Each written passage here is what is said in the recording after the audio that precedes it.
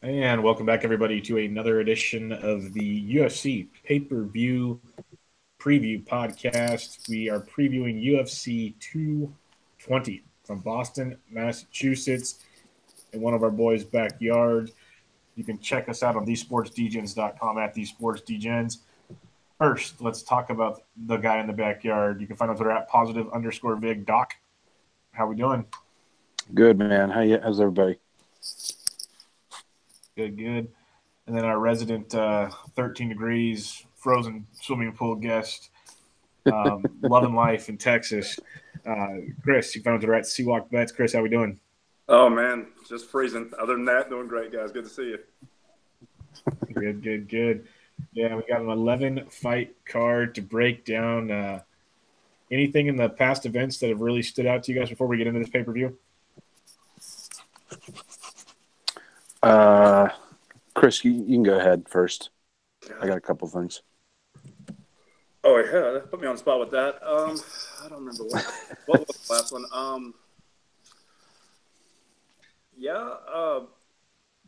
What is it? I'm blanking on the last one.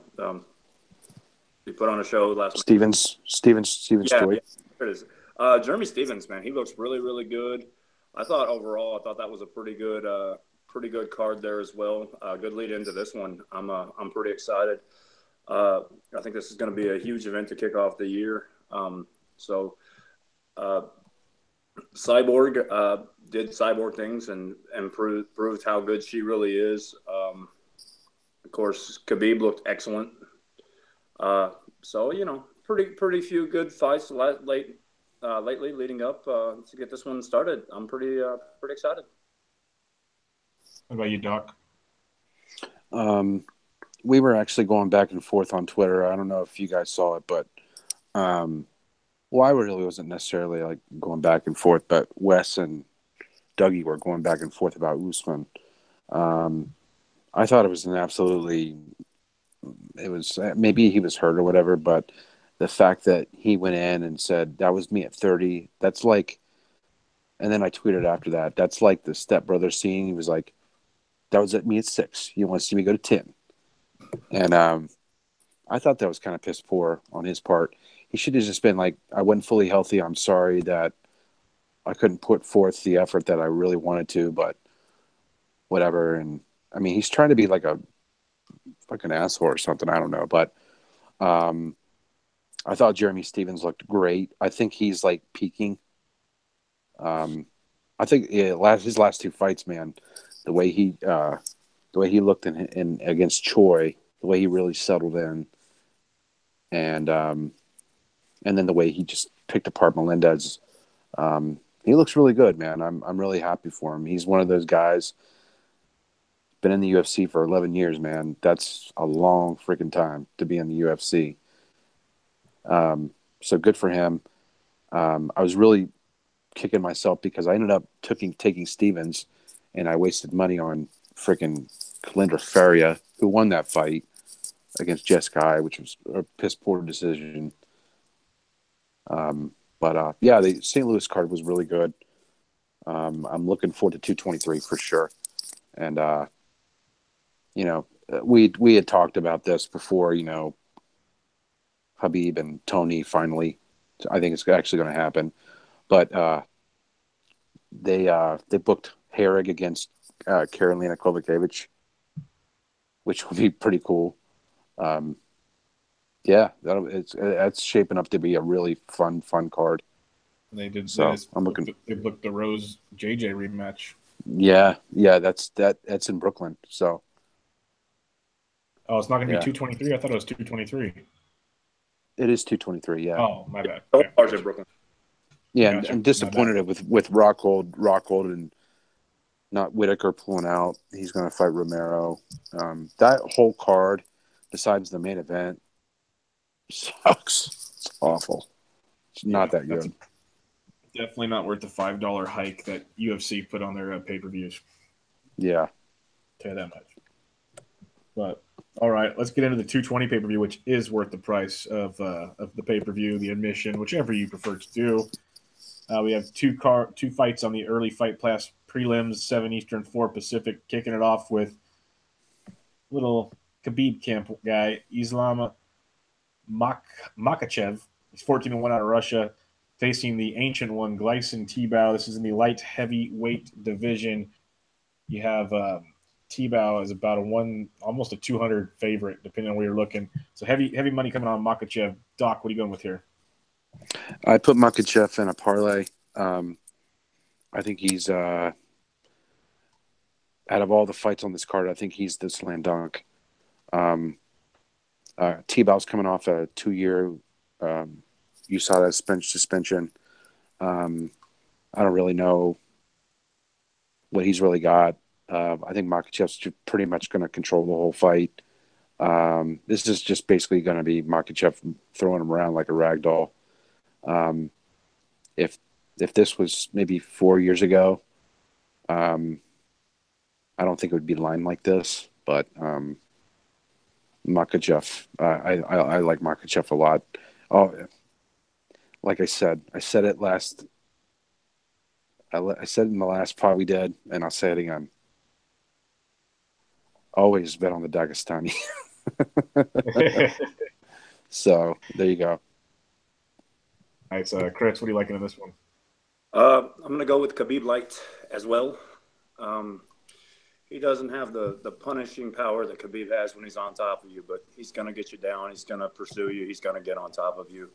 And I mean, you don't know what you're going to get out of Tebow. I mean, the guy's strong. He's stout. He's got a good 8 to 10 minutes any given fight. I think the key for Makachev here is to get on him in the first round. If he can get on him and get him down and smother him for 5 minutes, Tebow's going to be like, why the fuck am I here? I mean, the guy's been fighting for, 20 years? I mean, the worst thing Makachev can do is can let him get in the fight and let him get settled. If he gets on him early, puts him down, smothers him for 5 minutes, that's just going to be the tell of the fight. In the mid-second round, Tebow's going to gas. He's going to stay down there, and that's just how the fight's going to go. So I like Makachev. I've got him in a parlay, and I got him in a straight bet early before it got too bad. But I don't know if you can straight bet him anymore. I think he's getting up there now. Yeah, it's getting pretty big. Usually, most places have a 240 or above for Makachev, but I agree with you guys. He should take care of business. Tebow is this might be his swan song here. They're going to give him his one fight after his suspension, and like you said, Khabib Light. It's a good match to kind of get him a veteran fight to get to the next level in his production. The second fight on the Fight Pass prelims is in the featherweight division. We got Matt the Mangler Bassetti against Enrique El Fuerte Barzola. Pretty good looking fight here. Chris, kick us off on this one. Now, this one really shapes up to be my slam dunk. I don't know if you saw Matt Bassett on the Dana White Contender Series. This guy has pretty fast hands, likes to throw a lot of random things, but he really likes to put his head right in the way of wherever you're swinging because he just run into punches. It looked like they hurt. I don't know. He just didn't look like a high fight IQ. Looks like he's ready to get in there, ready to brawl. He's got a little bit of a submission game, a little bit of a ground game that might be probably his best area, really. I mean, any kind of street fight, stand-up fights, he's just going to get tagged too much. And I think you saw in this Contender Series what's going to happen in that regard. And I really like who he's facing. Barzola is like I don't know, he's a tiny little Peruvian with just a motor that just not a whole lot of guys in the UFC can keep up with. He looks great in all of his fights. I think he got robbed in the Bochniak fight. He did. Won that. I think a lot of people think he won that. But it kind of stung out to him like, hey, well, if you were on top of him for 3 rounds, you would have won the fight. So let's get back to doing what we know we can do. You can take guys down. You can lay on top of them. He's got a really good ground game and just keeping you down. His stand-up's kind of funky. He does a lot of weird things, a lot of kicks, a lot of spins. So I don't mind it as much. I think Barzola would be dumb to stand in front of Bassett. Even though Bassett's hittable, I don't think Barzola has really the power that's going to knock him out. I think he can lay on him here. I think he can take him down like he has recently. What was the last fight? I believe he had 11 takedowns. I think he can get him down. I think he can keep him down. If not, he can put him right back down. He's got really good motor, really good energy, really good strength. I really like Barzola here. I think this is going to be a wide decision, maybe 30-26. Yeah, based on your book, Barzola's at -210, -230-ish favorite. So you do a lot with them there. And you mentioned 30-26. The spread is not available. Never mind. So don't worry about that one. But Doc, what are your thoughts on this one? Yeah, I concur with Chris. Barzola's the more polished fighter. You could make a good case that this line's a little short. I think this is going to be. I think Barzola should be maybe a 300 favorite. Bassett even lost in that Tuesday night contender series. He lost. I forget why the guy the guy he fought was this. I don't know. They got overturned. It got overturned. Yeah, but Bassett's just this is another level, and I don't think Bassett's really ready for this, man. Yeah, Barzola's pace is just going to wear Bassett out. I think I think Barzola is going to be a very unpopular. Maybe I don't know. Maybe I think he's a really good DraftKings play. Really good DraftKings play. Bassett or Barzola? Play. Yeah. Which one? Bassett or Barzola? Barzola. Okay, I was about to say Barzola, and even Makhachev, the way they could do the takedowns and wrestle, I think it makes some very nice point production there for. Yeah, Makhachev's going to be pretty chalky, I think. But if you don't want to pay up, I think Barzola is going to be. He's not going to be heavily owned. Good call. Good call. All right, let's go to the FS1 prelims, 8 Eastern, 5 Pacific time. Kicking it off again in the featherweight division. You got Dan, the Danimal Age, against Julio Arce. Arce's about a -150 favorite. Doc kicks off here. Yeah, both guys are. Arce was a guy off the Dana White Contender Series. I actually bet on him. By far the more supreme striker. Arce, if memory serves, Arce's only 2 losses, professional losses, are to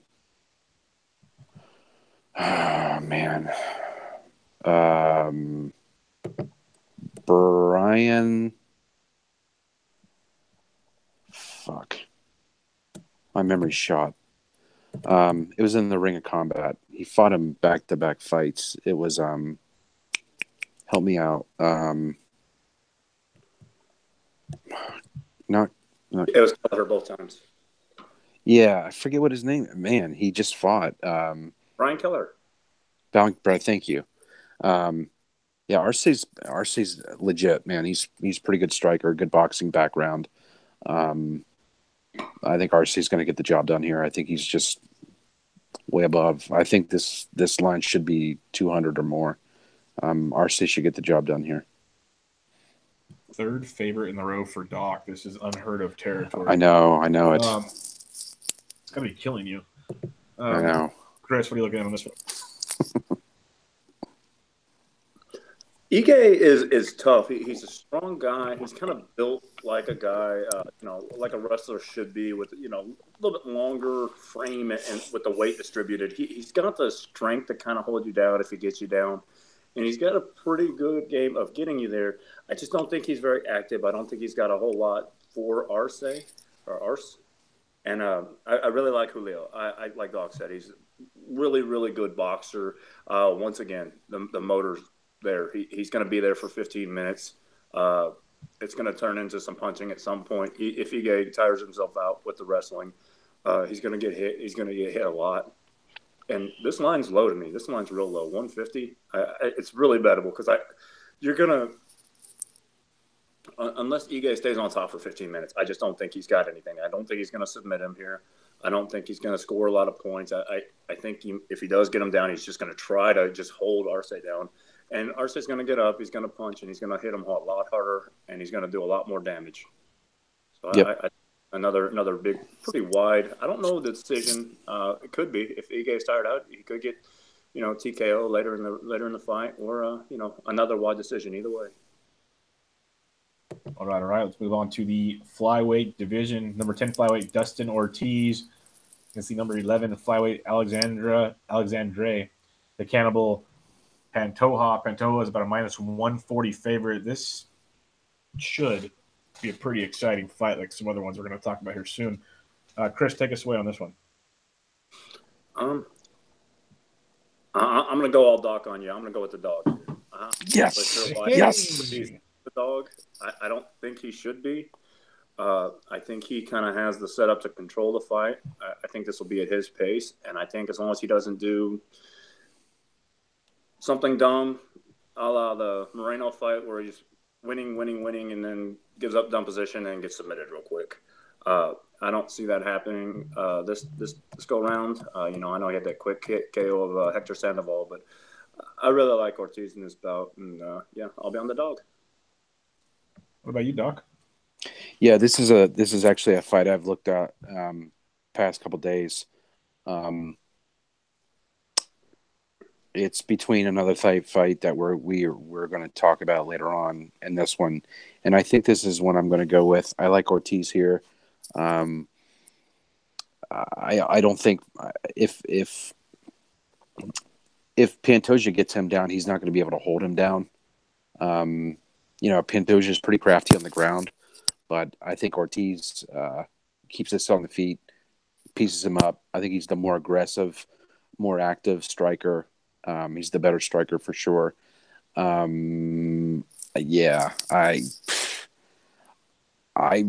like Pantoja as a fighter, man, but I really like Dustin Ortiz, and probably gonna wait till weigh-ins tomorrow morning, and I'll go from there. Maybe look at it tonight. I see it at plus 115, plus 118 in another book. So I'm just gonna shop around, see what I can get, but I will be on Ortiz at some point. Nice. Let's get the doggy money there. I do like the Ortiz call a lot. Just keep it on your feet, and we can dance. I don't have a problem with that at all. Should be a good one there. First dog play of the day. I like it. Well, let's head to the welterweight division, where we have a minus, I'm going to say 200 favorite, depending on your book, in Abdul Razak Al-Hassim, my bad, 8-1, 100% of his wins via KO or TKO. Going up against Sabah, the problem, Hamasi, 11-7. On paper, you got to like Al-Hassan quite a bit on this one, but Doc, what are you looking at? Oh, come on. Dog. My dog. But the dog is who I would consider here. Give me 1 second. Hamasi. This is kind of a rematch. This is a rematch of when they fought last. It was a kind of one of those Herb D moments where he early stoppage or whatever. The thing in this fight is, man, I think you don't see this happen too often where fighters come back and run it back like this. Excuse me. Hold on, because I don't want to make a bunch of background noise. We don't see this too often, but you got two fighters fighting again, running it back. I think Al-Hassan is kind of predictable in his, he's not, he's going to try to maul you. He doesn't put a lot of combinations together. And Hamasi was getting off some strikes, man. He was making some contact. I would not bet this fight. This is a dogger pass. Man.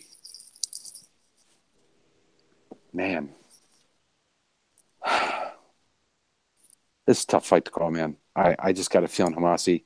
It's almost like Hamasi, I think, is going to go in with a different game plan here. Hamasi is the more experienced fighter here. You just got to look at it that way. I think Al-Hassan is kind of a one-trick pony. You know what he's going to do. He doesn't put like I said, doesn't put a lot of combinations together. He's kind of pot shots here and there. Tries to take you out with every shot. I don't know. I like Hamasi here. I think it's a total dogger pass. Sounds like he makes a good Toutmaster play. Yes. What are you looking at on this one, Chris? So I bet on Al Hassan in the last one. I wasn't really convinced on Hamasi. I had Means against Hamasi. Of course, that line was out of whack because Hamasi shouldn't be stepping up on short notice to fight Tim Means. And to be quite honest with you, I was really thankful for the stoppage because Hamasi was hitting Al Hassan. He was hitting him hard. He was hitting him accurately. Al Hassan was not. He was throwing wild strikes. He was throwing everything for the knockout. Like we knew he would, but he just didn't look good. He was hitting him on the arms when he was aiming for his head. He wasn't doing anything to make you want to have money on him at that spot. And Hamasi, in the meantime, he's game. He will return. He will throw with you. But I think he's got the game, a well-rounded game where he can do this fight wherever he wants, just knowing he has to dodge the power shot. And I really think this sets up to bet on Hamasi here. I think a lot of times when they run it back this fast, and probably most, I don't know that I've ever seen one like this. I think it is Dana White acknowledging that, hey, Hamasi was not only did he lose on a bad stoppage by Herbean, but he was in the fight. If Al Hassan had made this for 2 rounds, it was okay. Well, you were going to lose anyways because you were getting tagged. That's one thing. But when Hamasi was arguably winning the fight at that point, I believe that's why you're getting this. Hey, you know what? That was real bad. You were in this. You were game. We're going to give it right back to you. And I think it would be dumb to take Al Hassan here. I really do. I don't think there's any reason to bet him. He does have knockout power. He is the better fighter, I think. He's the stronger fighter. This just isn't the matchup for him. You've already had about enough of time in the ring with these two guys to see what they're going to do against each other, and I don't think it benefits Al Hassan at all. I like Hamasi here. I like it. I like the breakdown there, boys. Let's go to the last fight on the prelims card. We have another fight in the featherweight division. We got Brandon Killer B. Davis, about a minus 130 favorite, taking on Kyle Crash Bochniak. Two pretty similar fighters here, at least at first glance. What do you got on this one, Chris? I'm not very high on Bochniak. Like I said, I thought he actually lost the fight against Barzola. He doesn't really stand out a lot to me. I think he should be winless in the UFC. I just don't think he's anything special. I mean, I don't see much about him to like about him. I'm kind of high on Brandon Davis. I really liked his Contender Series fight. I think he's got some little well-deserved hype behind him, and I like him.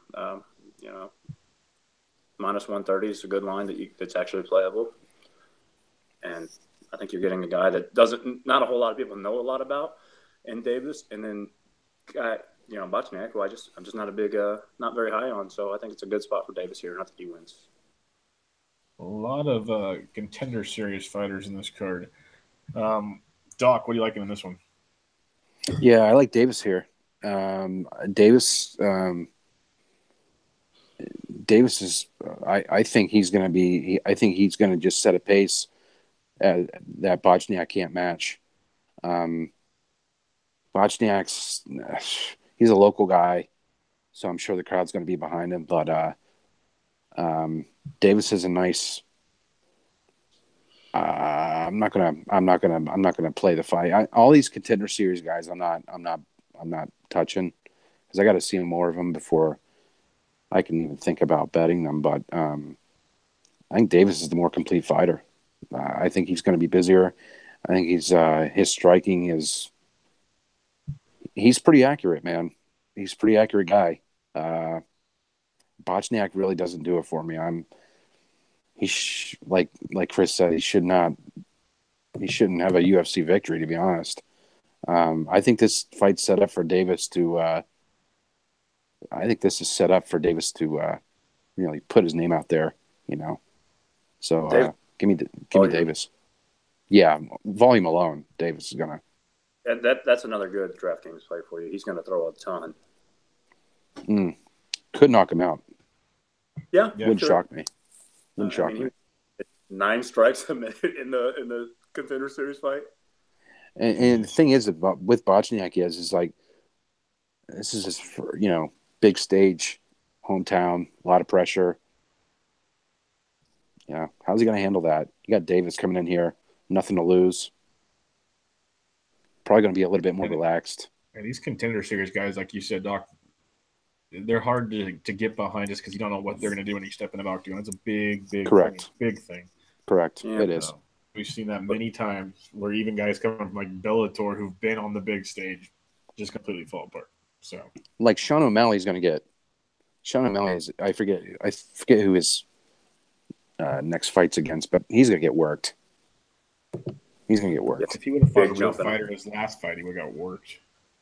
Tyrion Ware, man. Tyrion Ware, I thought I took Tyrion Ware, but still. It's close.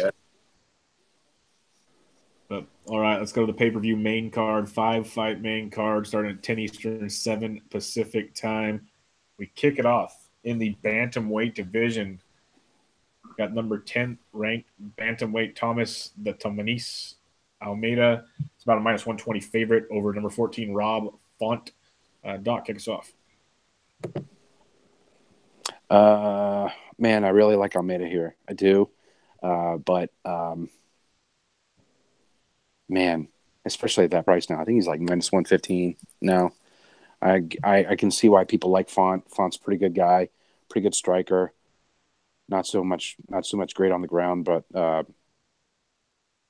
he's got a good jab, good striking game. I think he's going to have his moments. The only reason why I can't fully back Almeida is because he gets tagged, and Font has the stuff to put him away.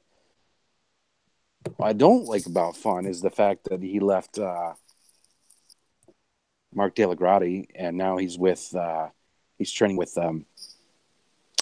oh God, memory's fucking up again. Joe Lozon.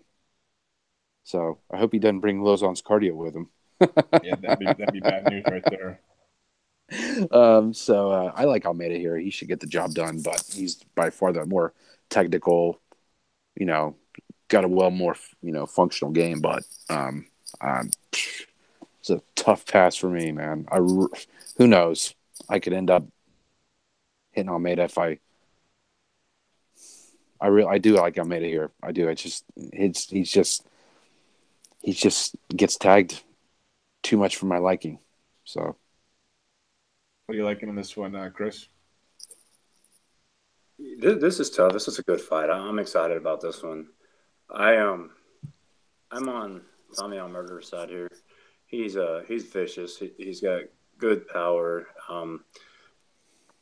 He's got good speed. I really think he's a pretty polished fighter. Unfortunately, he does get hit. Doc's right. He does get hit, and his chin is suspect. I mean, he can get hit in the first round by Font and be knocked out, and that's really what I'm worried about. The reason I haven't bet him yet is if Font hits him hard, hits him clean in the first round, Almeida could be done there. In his corner, though, he recovers very, very well. The longer this fight goes, the more it shifts over to Almeida.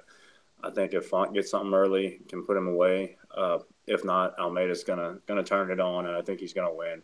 I like him a lot in this fight. I think it is bettable, but there is a path to victory for Font, and it's pretty easy if it happens. But I got a question. I got a question for you guys.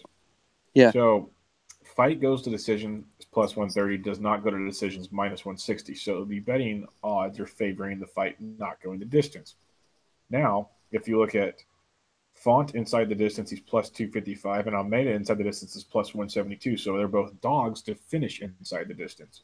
Can you explain that to me? It's not a bad play either way. Not a bad play, whoever you like.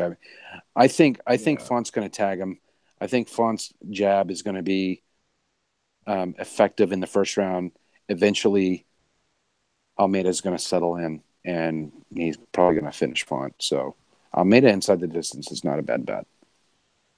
You got Almeida. Chris has Font. I like it. Got a No, little variance. Hey, No, and to be, he's got Almeida too. oh, I thought he said he had He Font. likes. Sorry about that. I think Font has a path to victory, and that's what scares me in terms of betting. Okay. But I do like Yeah. Almeida. The longer it lasts, the better chance Almeida has. And I do think Almeida wins. Well, the closer line fights on the card, so it makes a lot of sense.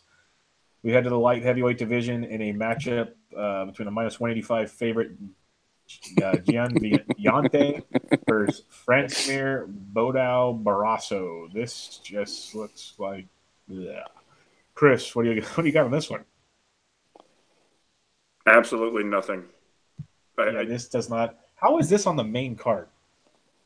I don't understand how you can possibly charge people to watch this fight. You couldn't pay me to want to watch this fight. Wow. I got nothing. This is, and I guess it's because it's surrounded by such good fights that it stands out even more. If you feel the need to bet and you have to bet on this fight, I feel like we should have a phone number scrolling for a hotline on the bottom of this, because I feel for you. In all honesty, I just don't care. Vellante is pretty fucking obvious on what he's going to do, and it's not that special, and it's going to be the same shit the whole fight. I just don't think Barros is any good, and I don't think he can do anything with it. So Vellante wins by decision, and who gives a fuck? Pretty much. What about you, Doc? You have a Yeah. fuck. I hope the beer stands are open because this is when I'm going to go grab a beer Yeah. and take a piss too. Doc's gonna be at the fights. Yes. That was In the flesh, baby. Nice. All right. Well, then we'll move on to a fight that we are looking forward to, because in the group DM, this has been the talk of pretty much the week. The line movements in this fight. We got Shane Burgos, minus 150 favorite. Should I say Shane, the Hurricane Burgos, 10-0 in the featherweight division, taking on Calvin Qatar, 17-2. Doc, I know you have big feelings on this, and so does Chris, but Doc, kick us off. Yeah, I took Burgos. I parlayed him with Makachev, who I mentioned earlier. I'm extremely pissed that I missed Burgos at minus 125 because some people moved the line down to minus 125. Driving, what was it, Wednesday morning? Or was it yesterday morning? Yeah. And then I parked my truck. I look at the line and it's back up to 170. I'm like, motherfucker. I'm so pissed. I just think this is going to be a good fight. Don't get me wrong. It's going to be a really good fight. I just think Burgos' work in the pocket and his counter punching. He's an excellent counter puncher. I think that's going to be the difference. I think Burgos is special, man. I like him a lot. I've had my eye on this guy. He sets a pace. He doesn't slow down. Qatar's a little bit unproven, in my opinion.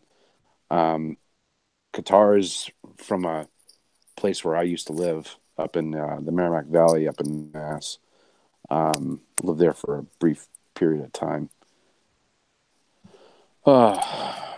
And I'll probably be the only one in the stands rooting for Burgos, but I think Burgos gets the job done here. I think I like Burgos a lot, man. I think he's really rounding out into a very complete fighter. I got Burgos here. Very nice. Chris, what are you liking? Same. I agree. Qatar's unproven. He had a pretty good game plan against Feely coming in on short notice.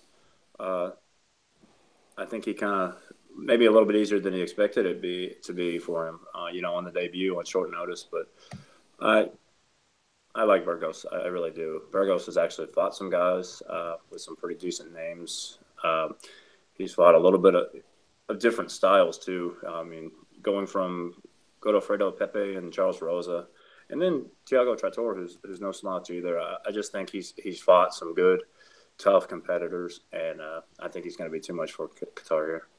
He's worked everybody he's fought. He's worked everybody he's fought. He's won convincingly, and I don't see why that they'll change here.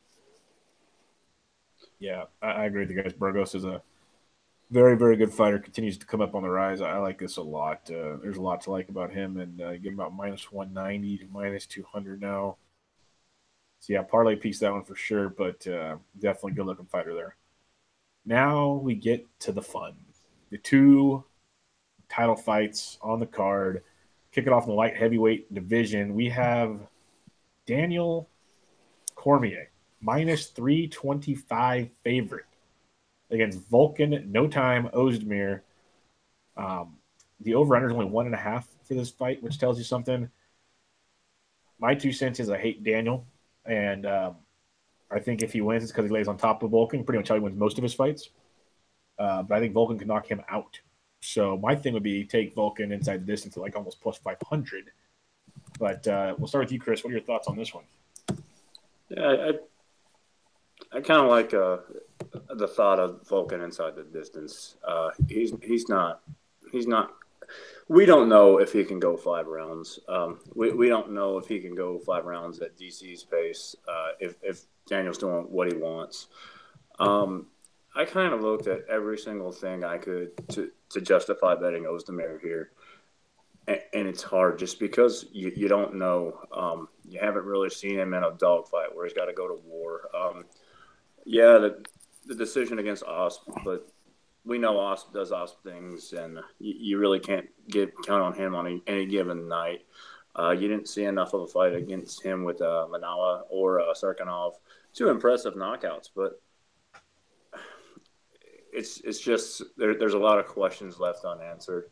The guys that Cormier really struggles with are the big, rangy guys, the Gustafsons and the John Jones. Both those guys are over, 6'4" and then 6'5" for Gustafson. And I actually thought Gustafson won the fight against DC. I cannot stand Daniel Cormier. I do not like him one bit. I hate that he has the belt. But he's a smart fighter. He's up in the Tyron Woodley class of I know how to win a fight, and he knows how to win any given fight. I don't think he's going to stand and trade with Ozdemir. That would be a really big mistake. I think we've seen, when you go off these huge knockouts, when guys suffer them, they're never really the same. And that could be the case for DC here. That was I don't care anything about the overturned. I don't care about the John Jones suspension. He rocked Cormier's world with that kick. And some guys don't come back from that. But I think Cormier is the kind that's going to come back from it and just know what he has to do. He's going to try to get the fight down. He's going to try to lay on Ozdemir. He's not going to trade with him actively. He knows the one thing that he's worried about. He wants to drag Volkan into the deep waters. He wants to see if he can win a 5-round fight. And I just don't know if he can. If you tell me that he's got Gustafson's cardio and he's got Gustafson's intelligence, I'll bet him in a second. But we haven't seen that to really know. So no bet for me. I literally looked for every way to try to find a way to bet Ozdemir here, and I can't do it. The price is right on him, and if he gets in exchanges, he clearly has the power. But I can't see Dan getting in close and staying in a clinch with him. Just doesn't benefit him. And Ozdemir, he's gonna. I don't really like his footwork. I think he leaves himself open for takedowns, and I think once the opening's there, Cormier's smart enough to take him down, and we know what's going to happen. I agree with all that. Sorry, what was that?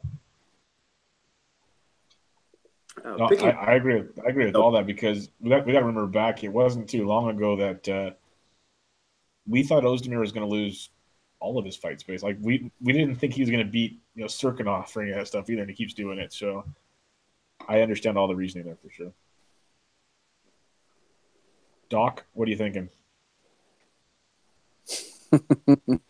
Well, I took Ozdemir. Yes. I am not going to doubt this guy anymore. I think he's A lot of people I've spoken with have brought up the OSP fight, how he kind of got tired in the third round, but you got to take a look at the situation there, what he was in. He got a call, very short notice fight to get into the UFC. He was training for a heavyweight fight, had to cut down to 205, extremely large weight, extremely big weight cut. He still did it, got the job done.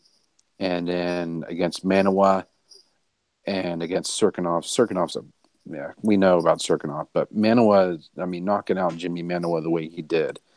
I think DC's going to really, really think twice about grinding him up against the cage, because the thing with Ozdemir is he's got power in his hands. Those short punches, I haven't seen power like that since Shane Carwin. The short punches, he's got some power, man. He's got a nice reach advantage. A lot of people don't realize that Volkan was a world-class kickboxer. I think DC is going to struggle with this guy. Will he take him down? Maybe.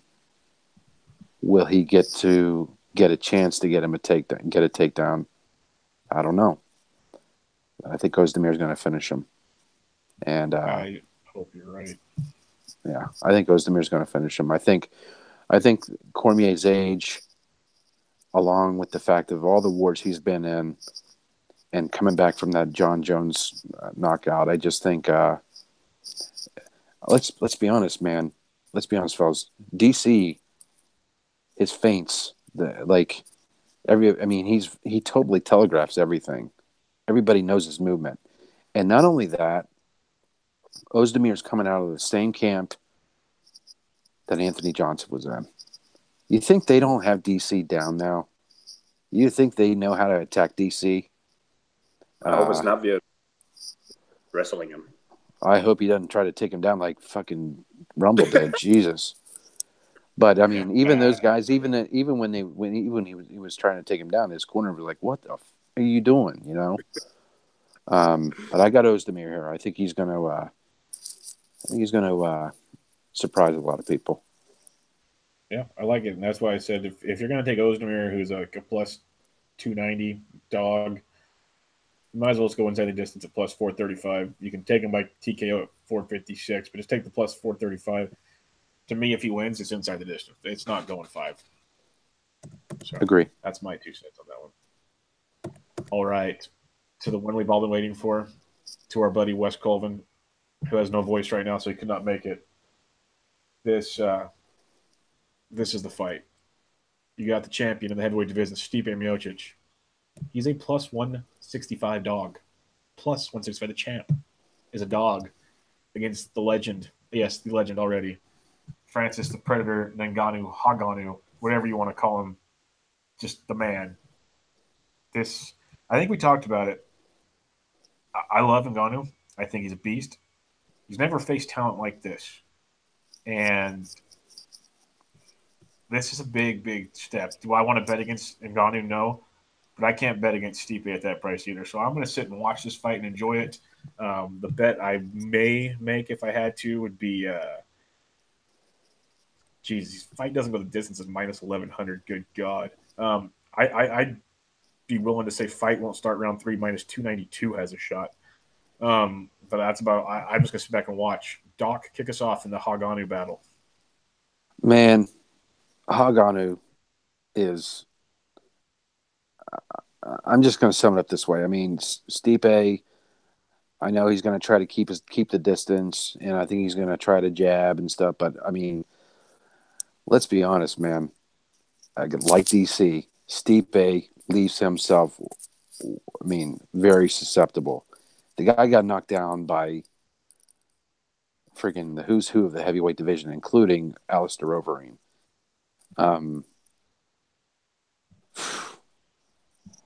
Haganu's just faster. He's stronger. I don't think Stipe is going to be able to take him down. I think Stipe is just. And the thing is that if you, I don't know if you guys heard this, but Ngannou, when Overeem was trying to grind him up against the cage, Ngannou was like, I knew how strong he was after that, so I knew the fight was mine. I don't think I love Stipe, man. I think he's a hats off to him, man. But Ngannou's just a different dude, man. He's stronger, he's faster, and he's a whole hell of a lot powerful. It's Ngannou or nothing. And I don't bet on heavyweights often. So yeah, I'm probably just gonna sit back and watch this, but Ngannou's gonna Yeah, Ngannou by TKO is minus 140. Yeah. So, and I'd like to see. I don't have the odds in front of me, but Ngannou in round 1 or round 2, I'd probably take a shot with that. Ngannou in round 1 plus 130. Ngannou wins in round 2 plus 475. I think the first 2-3 minutes is going to be a lot of feinting. Not going to be a lot of actions. I could see this going to round 2. Yep. I had a same conversation with a buddy at lunch yesterday and said it's a title fight. Most title fights is a feeling out process early in round 2. It's going to be on like Donkey Kong. Yep. I'm with you. And trust me, when I said I can't bet against Ngannou, I can't bet. I think Ngannou's going to win. I got to sit back and watch. Yeah. Chris, what's your thoughts on this one? This should be just one of those just get your popcorn ready fights. I don't know. I don't think this will have the fireworks as long as people think it might. I tried to break this down from every angle, and I come to the same conclusion. There's a lot. There's levels to it, like we said. Dougie's kind of famous for that one.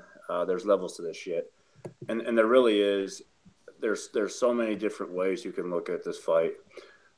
I went back and I started with the Ngannou Curtis Blades fight, and I think that's the best test of what you've seen in terms of how much you've seen out of Ngannou. That was the one he's been tested in the most. Curtis Blades is no slouch. I think we're all pretty high on Curtis Blades. He's a really good wrestler. He did take Ngannou down twice, but that's probably like 5 or 6 times. And I think he had to because Ngannou was piecing him up. I mean, we saw what his eye looked like. He couldn't see out of the damn thing.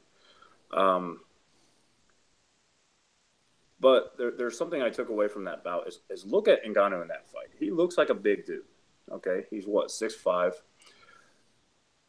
I think he weighed in 252 pounds for that fight. Go look at what he weighed in the Overeem fight, 10 pounds heavier, and go look at the pictures. He looks 10 pounds heavier of solid muscle. He looks so much bigger in the Overeem fight than he did in the Curtis Blades fight.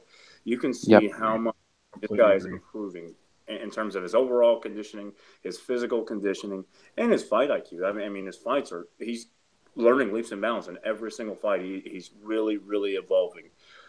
This isn't Stipe versus a guy that can punch. This is Stipe against a monster. Ngannou is a monster athlete. He is he is stacked. He is fast. The hand speed is going to be a huge, huge difference. Stipe got rocked by Overeem, and I don't think that punch was that fast. You saw Overeem, I thought, had a speed advantage in that regard, and that one that he sat Stipe down and almost got him out of there early. I think the speed difference that Ngannou is going to bring is going to be even bigger. We know Stipe is going to get hit. We know it. Go look at his fights. He gets hit. Chin's out there.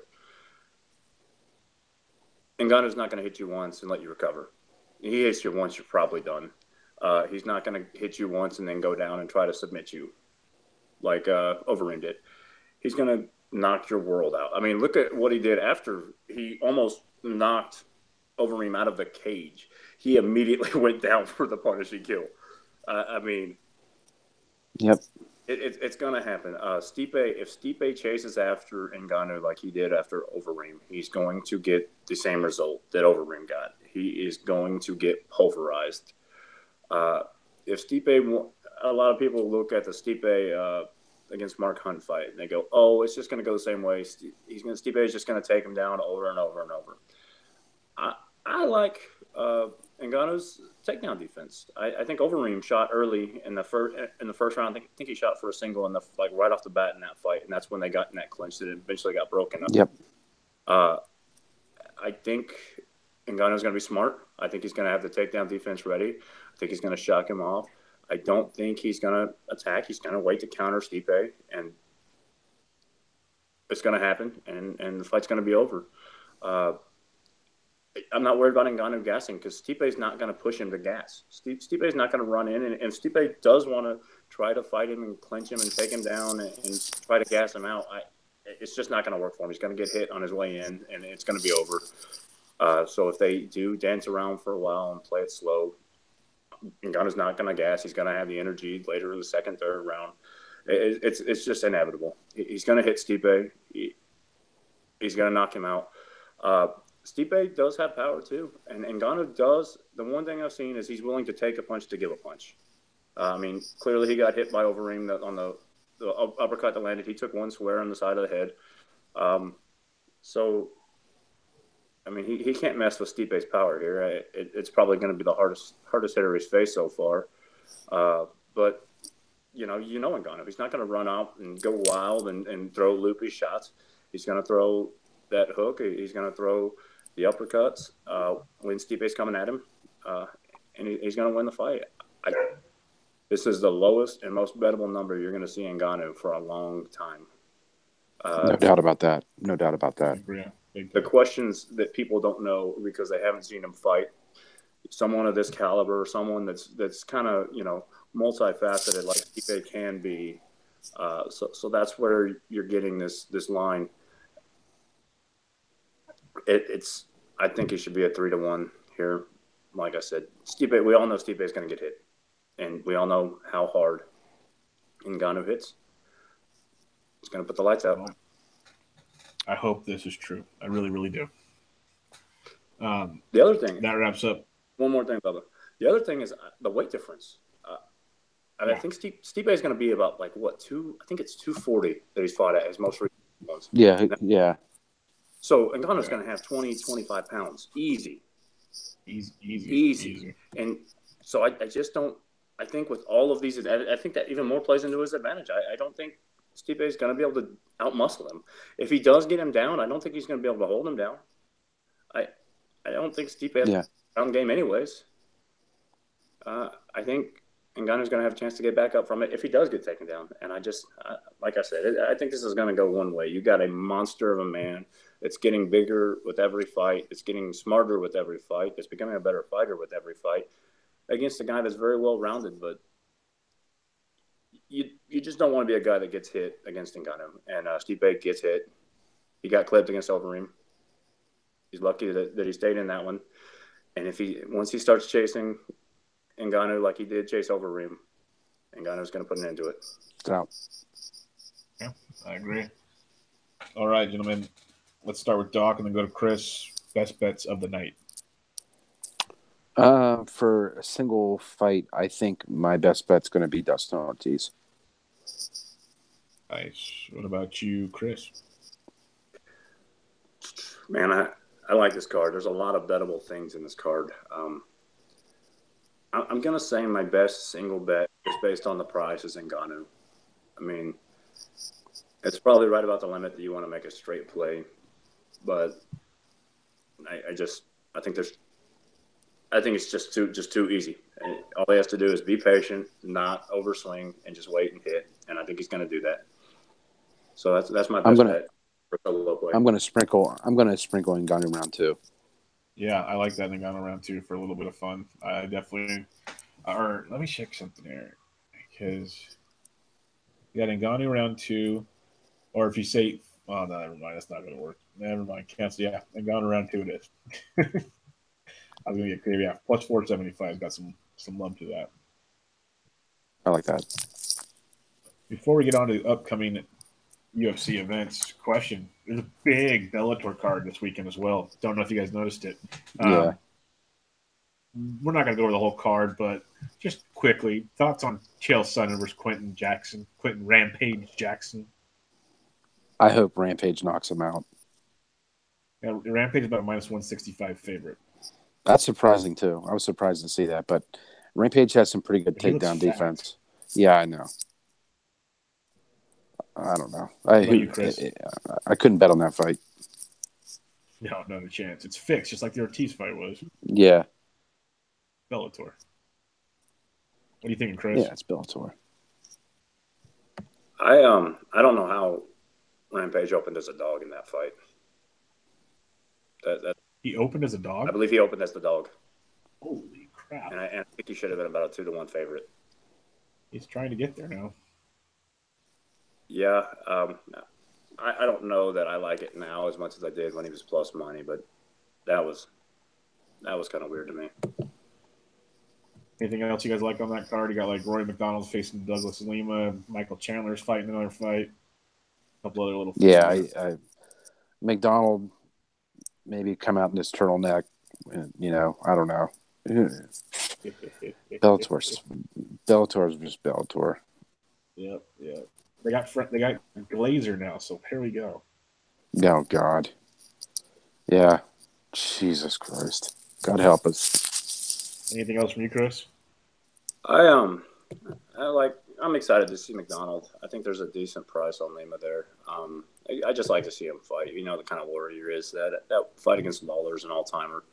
No doubt. I think Chandler's going to make a big comeback. So nothing you can really bet. So best fight odds is saying that Chael Sonnen opened as a -120. Jesus. Wow. That's crazy. All right, after this weekend, UFC heads to Charlotte, North Carolina for Fight Night Jacare vs. Brunson 2. Then goes to Brazil Saturday, February 3rd for Fight Night Machida versus Van Anders. And then we'll be back for the UFC 221 pay-per-view, which is now Rockhold Romero, so it's not nearly what it could have been, but we'll be back for that pay-per-view. Anything you guys catching your eyes on these upcoming cards? Brunson Jacare, that's going to be interesting. Yeah, definitely. But I haven't looked No too doubt. far into those yet at all. So I am counting the days for 223. I'm counting the days. yeah, they haven't even said it. Look, you said Brooklyn, but what's the date for that? Because Don't know yet. okay, good. Because I looked last night on all this stuff and it wasn't on there yet. So that's why I was wondering what's going on. March or April. Yeah, because it only goes as far as Saturday, March 17th. Whatever day I put in the chat, was it April 7th, April 17th? Yeah. It's whatever day I put in the chat. 7th would make sense. Yeah, well, should be a good one. I'm looking forward to the Anders Machida fight. Ooh, yeah. I like Anders. That's going to be a good test for him. You're going to see what he has. If he puts himself in the position that he did in his last fight, where he could get, that neck. I mean, I know he's got that linebacker neck from all the football days at Alabama, but you don't want to put yourself in those kind of positions against a guy like Machida. I mean, yeah, Machida's not in a fight in Brazil. Yeah, that too. Doesn't bode well for you. Other than Austin card. Wish you guys were coming down. Yeah, I wish I was too. Not going to work out for me, but you guys, you're going to have quite the party there. No kidding. Indeed. But all right, everybody. In action to report to you guys, I'm sure. Oh, yes. Most definitely. Most definitely. All right. Check out Dawk on Twitter at @positive_big. Chris is at CWalkBets. They post all their stuff. And any questions, feel free to ask them. I'm at BDintric. You can check us out at These Sports Degens. Ton going on. Awesome fight card this week. And, gentlemen, thanks for doing this again. We'll meet again in February. But until then, everybody, this is UFC pay-per-view, UFC 220. Catch you guys later.